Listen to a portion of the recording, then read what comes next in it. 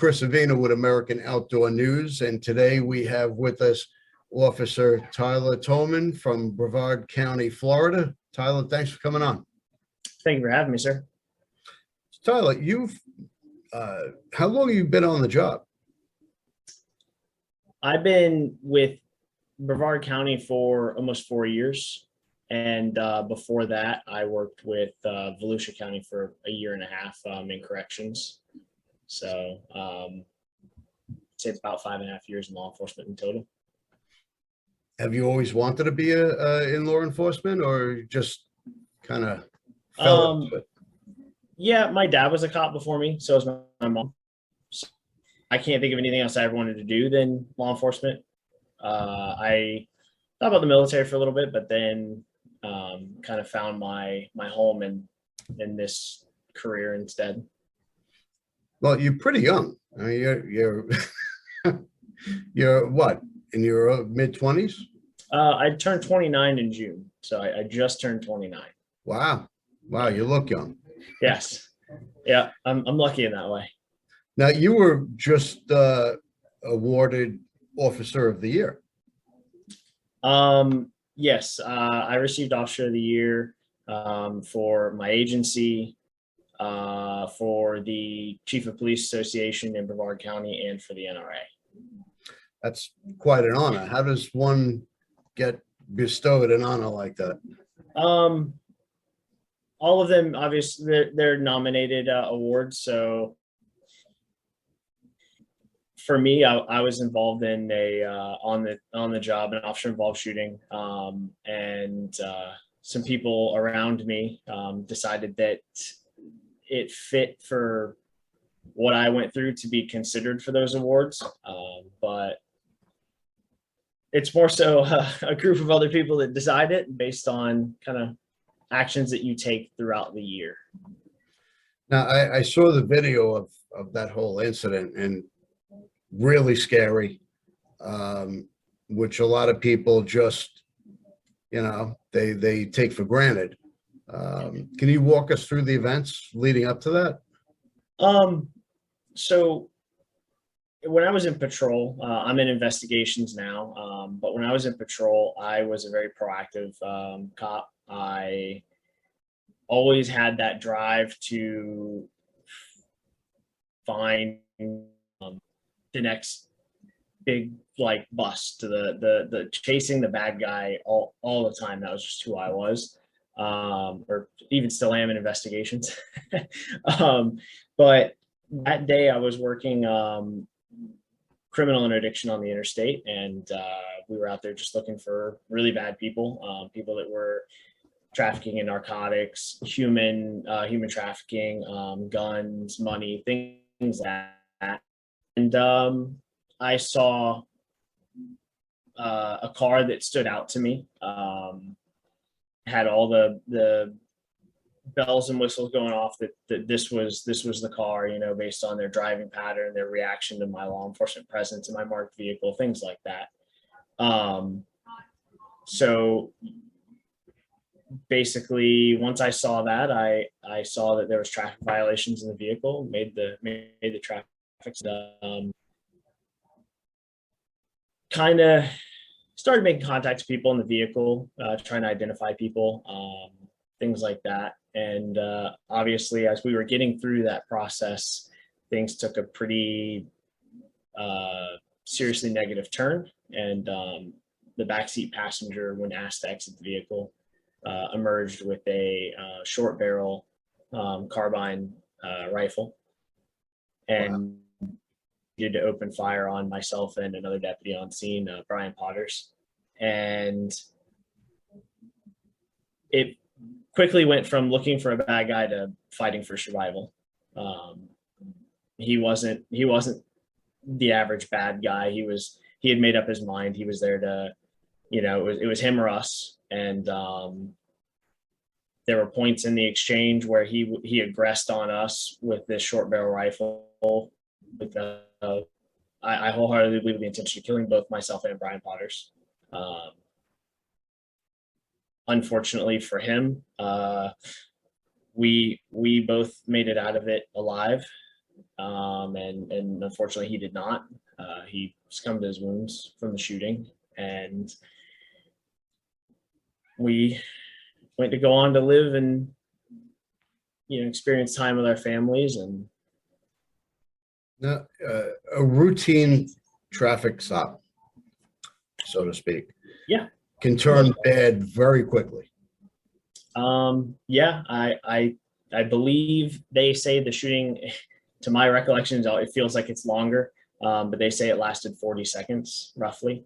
From the first shot to the last shot was approximately 40 seconds. I think in total the traffic stop was maybe 10 minutes or less. The vehicle came to a stop to the time that the shooting was over and that sort of thing. So it was under 10 minutes from first contact, I believe. Does it, when you're in the moment, does everything feel like it's in slow motion, or it's just done, it's done? It felt like the best way I can explain it felt like I was in like molasses, like you're in sludge. Your brain feels like everything is overwhelming and everything's slowing down, and in reality it's not. But to me, I felt like the entire from first shot to last shot, I felt like that incident was several minutes. I remember somebody asking me, and that was my answer, that I felt like it was at least 2 or more minutes of exchange of gunfire, but it actually wasn't. After watching the video. How far were you? How far away were you from him? From the from once I was in a position to be able to engage in a gunfight with him, and I was able to get into the gunfight. He was at the front of his car, and I was at the back of my patrol SUV. So I would say about 2 car lengths and maybe another 3 feet in between the cars. So not very far. less than 20 feet. I'd probably say a little, something like that. A little further than that. Yeah. Still, that's pretty damn close. At moments it was that far, and then at moments it was arm's length away. We were pretty close at the end of it. So you and your partner are both, able to walk away from it. Was he wounded, your partner? Yeah, he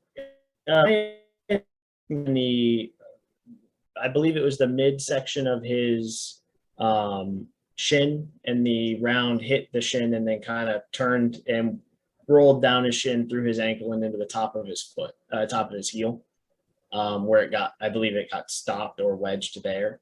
Wow. So he had to undergo some surgeries for that to be able to heal and walk properly and those things. Okay. Is he still active duty? I'm sorry, you cut out for a second.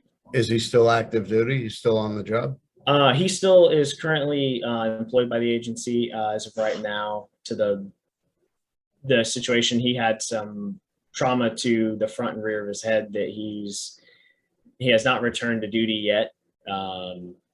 He's undergoing some of those some treatment for those issues. Well, so you both able to walk away from it, so to speak. Yeah. How's the healing process afterwards?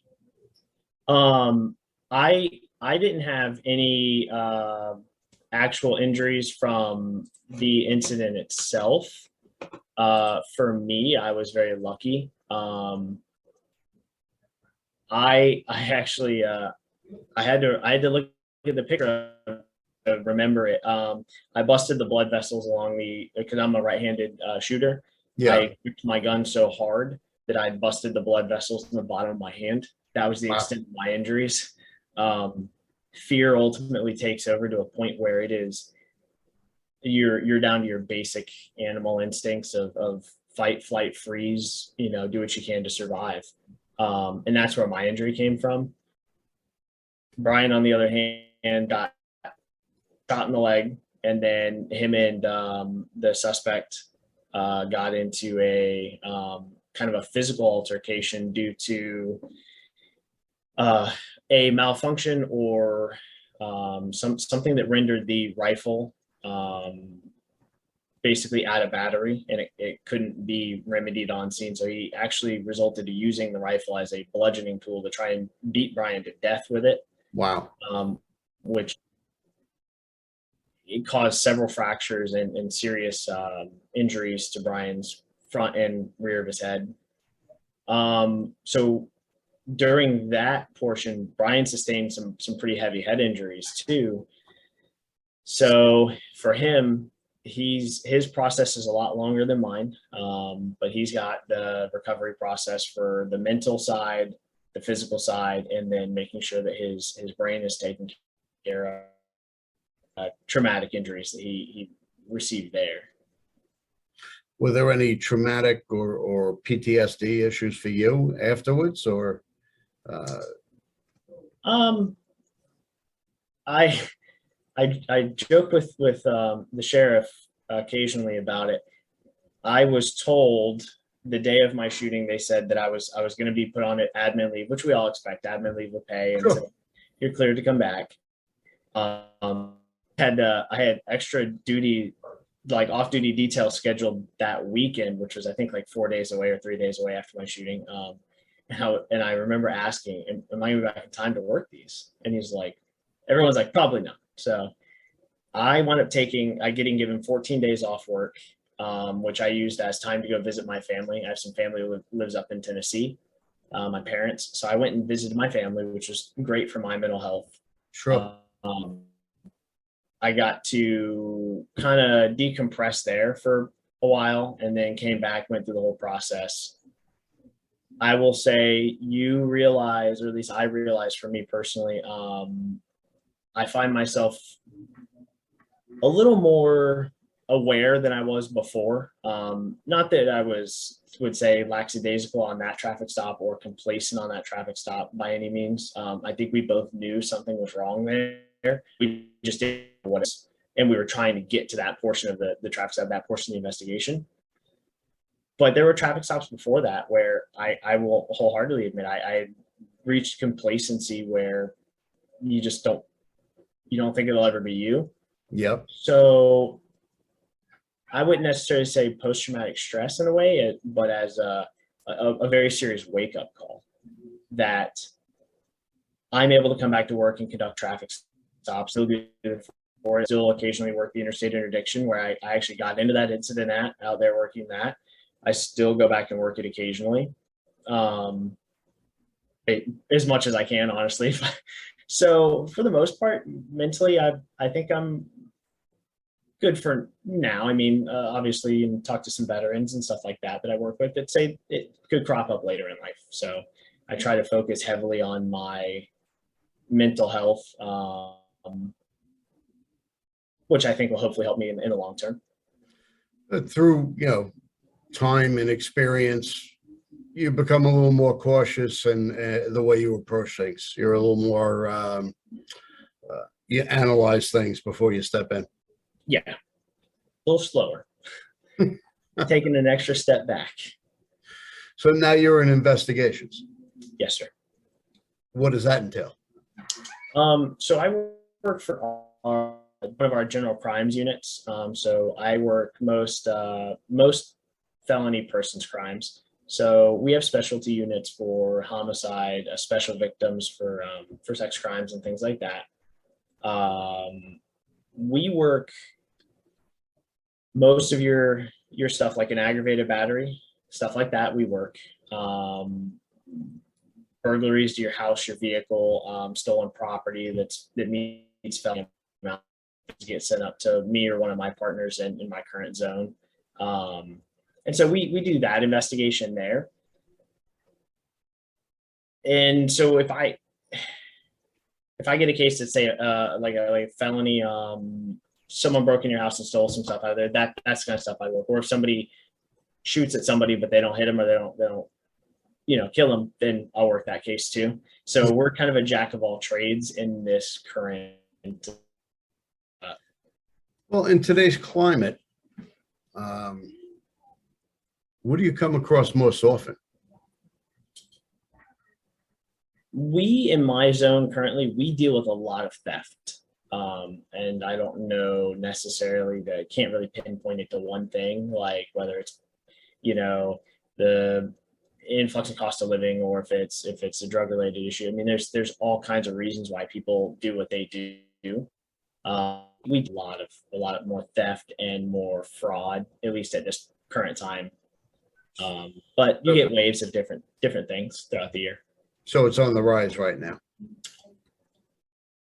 I don't know if on the rise is the right term. It's just we're in a moment where for right now that's what we're dealing with more of is the thefts. At the beginning of the year, during tax season, we get a lot of frauds. So we get a lot of people that are trying to defraud people there that comes in. So Yeah. you get it just all depends on almost what season it is. Yeah. It sounds It's like, weird. it's like you get little bubbles of Yep. spurts of different crimes. Yeah. Huh. So what's next for you? Where do you see yourself going from here? Um, I I will probably see myself being in a position for a little bit, just kind of building up like that knowledge, that training and experience that way. I'd say I see myself here for at least 2 years or more. Mhm. There's a thought process in law enforcement that when you first become a cop, you don't know how to be a cop until you've been one for at least 3 years or longer. And I think that kind of holds true here. You don't know how to truly in-depth investigate a crime until you've been doing it for a while. So after that, then I'm very open to some more specialty investigative avenues, maybe something along the lines of our narcotics unit or something else. You never know. I mean, it could be anything. I guess it just depends on how I feel in a couple of years. Yeah. Well, I'm gonna start a little trouble here. Um, how long before you run for sheriff? Oh, I'm a little young for that. I don't think I have the experience to try and fill the shoes of Sheriff Ivy. He's doing what he's elected to do, and he's doing it great. So those of us here, we love him. Our community loves him. Because of the things he does, our community loves us. Yeah. It's I can't fathom the work and the effort he puts into making a successful agency, a respected agency, and an agency that the community looks at us where we're not mistreated by our community typically. We get respect and treated well by people. So you find people in Florida are more officer friendly, or they're more, I don't know about Florida in general, but at least the areas I've worked in, over here in Brevard County, working in Cape Canaveral, working in our North Precinct, our East Precinct, and stuff like that. I know for a fact you will get a different clientele between here and the larger cities like Miami or Orlando or Daytona, where I grew up over in Volusia County, Yeah. area. You get a different group of people. So it's nice here. It's nice here. I don't see myself leaving anytime soon. That's for sure. So you won't be coming up to New York to be a police officer here. Oh no. Oh no. We actually just got a couple of people who left New York and came to us. So it's Yeah, they're leaving here in droves. is the sheriff's office is recruiting heavily right now. I mean, and we have a sheriff that backs us. If you're doing it right and you're out here fulfilling the mission of the agency, and you're not, putting a bad light or bad look on the agency, he'll back you all the way. And I think that's the one thing that so many people miss out on working at other agencies. So we're definitely small. That's great. That's great. Well, I definitely appreciate you coming on. I know you're at work, so you have things to do. Yeah, I scheduled out a little time for this today, so my sergeant knows I'm good on my caseload. That way we could have this time to talk and make sure that we could get this story out to more people. You know, that it helps law enforcement around the nation. Watching, hearing what actually happened, and hearing our side of the story, mine and Brian's side of the story. We're hoping it helps make cops safer every day, and we're also hoping that it sheds light to the communities around us of the potential dangers in this career. You know, it's a 50-50 chance every time you respond to a call or talk to somebody or do a traffic stop or anything, but you begin the worst person you'll ever experience in your entire career. It's a flip of the coin every time. So, Well, I come from a law enforcement family. My father, my uncle, my cousin, they were all on the job. And I know that you have one of the few jobs that your main job is to make it home at night. And Yep.